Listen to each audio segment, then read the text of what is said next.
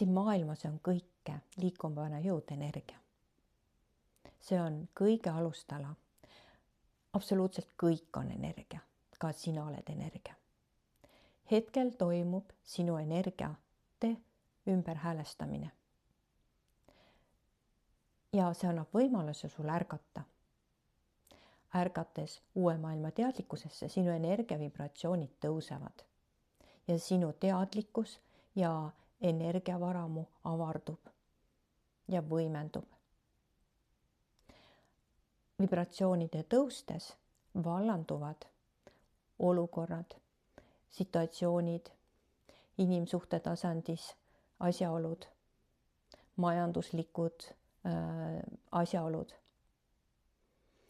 Kõik see, mis ei lase sul uude kaasa liikuda oma energiates. Valud, ärevused, rahutused, väsimused ja palju muud, mida sa võid tunda, on sageduse tõusu tunnusteks. Kõik see, mis ei kuulu uude sageduse tasandisse, hetkel laustatakse ja lastakse ümber transformeeruda. Ka sinu vana mina kalibreeritakse ümber.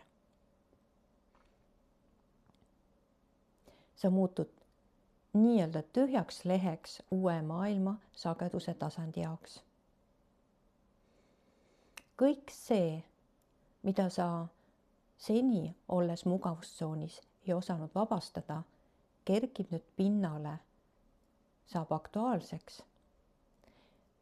ja transformeeritakse ümber. Kõik võimendub sellel aastal, 2026. aastal, nii majanduses kui inimsuhetes, kui ka looduses, kui ka elulisuses. Ja ka sinul on võimalik muutustega kaasa minna.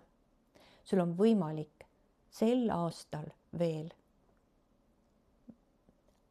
viimasel aastal veel ärgata uude teadlikkusesse.